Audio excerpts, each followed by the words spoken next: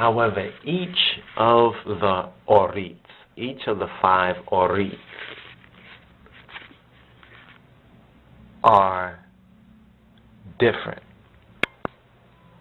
Now, once we come to define and accurately define what does ORIT mean, what is the root? The Ethiopic root of ORIT is araya. What does araya mean? What does this root araya? See, if you don't understand what araya is, then you really don't understand what ORIT is. So the best thing you can do is to interpret it as being Torah. You understand? Torah is the ORIT.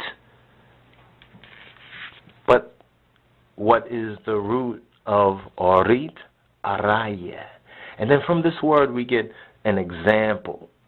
An example. You understand? From the root of this word, it's a beautiful QDUS word, and we're going to actually go through this word in full detail. But what we want to do right now, since it's the beginning of another yearly cycle, another 54 sabbatical readings. Now we know that in the Hebrew it's called Bereshit, or we say Berasit, Berasit, Berasit, in the head, in the beginning. So we want to touch on this particular book because it's the first book, and it's important for us to put it into context. See, once we put this first book into context, the book that you know as Genesis, that the Jews call Bereshit, we call, from a more proper rendition of the Hebrew, Berasit, or literally Bereisit. Bereisit, Berasit, Bereisit means in the head, in the ras, or in the female head, because of that last final tau. The te sound is the feminizing of ras, you understand, or in the female head, in the beginning. And now this book in the Ethiopic, in His Imperial Majesty's Bible, the Metaf QIDUS, is ORIT ZE-FITRET, the Torah, the perfect example of what? The law and the order, the perfect example, Ze, of Fitret, of the creation. Of the creation. See, they will say that the book's name is from the first word. That's because among the so-called Jews, they lost the idea of what the title was. You see, but the true title of that first book was maintained in the ancient Tob, or Tobia, in the good land that we know as the Highland, or Ethiopia. And it was maintained in the Ethiopic and Hebrew manuscripts as ORIT ZE-FITRET originally. So when we look in the QDUS, it's ORIT ZE-FITRET, the Torah, or the perfect example of law and order of ZE-FITRET. And Lidet means the birth. Interesting. The QDUS says the Torah of the birth, or birthing, and the Royal Amharic of Negus Negest, of our Godfather, says ZE-FITRET, of the creation. Now see, these words, these Ethiopic words and these Amharic words, as the Hebrew words, as any word in any language, have meanings. Many of the true etymological, the true word meanings have been lost.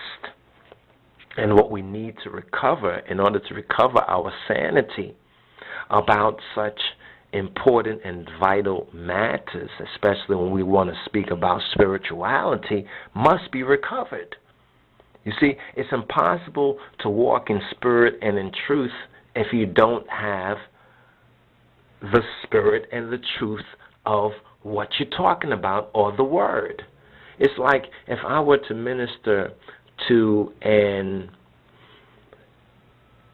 Jamaican audience, right, and I was speaking QDUS, how many of the Jamaicans would understand the QDUS? They probably wouldn't. If I was speaking to an audience who basically only understood patois, and I was speaking so-called super proper English from America, you know what I'm saying, not even British English, but American English, how would they, or I was speaking down south, country slang, some things they would understand, but it would not be as perfect a communication unless I spoke to the people, in other words, in their language or in a language which they could properly comprehend. You see, and this is where translators and those who do translations, this is where the good translators are to be praised. There are, I just call to say that bad translators. You know what I'm saying? Because it depends on the limit of their knowledge. Because remember, a translator has to both know the language that they're translating fairly well as the language that they're translating into. What happens with a lot of translators is that a lot of the translators generally will know one language far better than they know the other language. In other words, one of the languages they will only have a general idea of.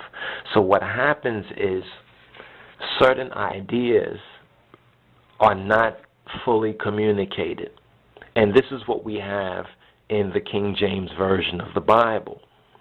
And because these ideas are not properly communicated in the fullness, but at the time the authors try their best. Let's just give them that they attempted to translate whatever version, whether it was the Vulgate, and most likely the King James Version of the Bible was majorly translated from the Vulgate and the Greek, with the Hebrew most likely a distant third. But the Vulgate, it shows that the Vulgate and Septuagint were the primary. I mean, you can see it in a lot of words. You can see it in a lot of the names of the books.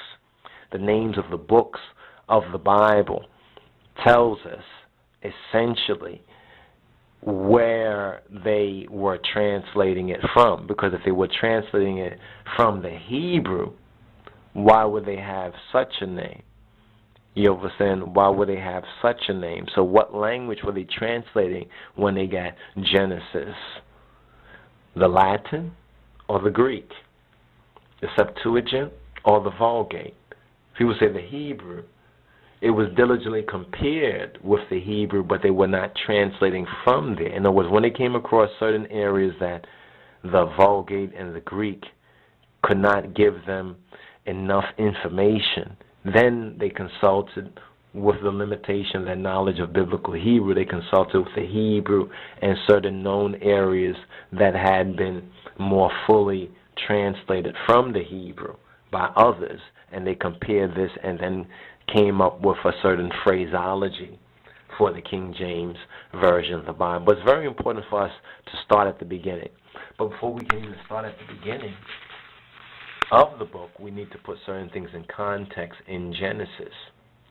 For example, we need to put the background of the author. Who was the author of Genesis? Who was the author of this first book of the Bible? They tell us that it was Moses. It was Moses. Now the question we have to ask ourselves was, what was Moses, or what was Moses' education? Well, the Bible tells us that Moses was learned in all the wisdom of the Egyptians.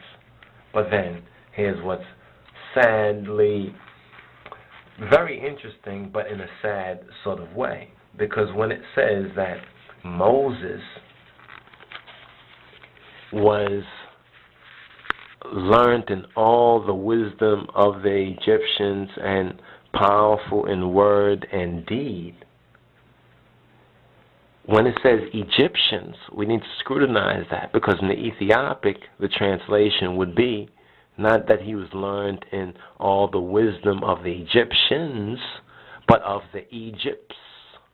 So here, even here, Gerald Macy on page, was that 113 of Gerald Macy's lectures, where he says that there was a Gladstone, you understand, one named Gladstone, that was one of these turn-of-the-century writers about these biblical things, and he said that Mr. Gladstone has the reckless confidence to declare that the Hebrew account of creation had no Egyptian marks upon it.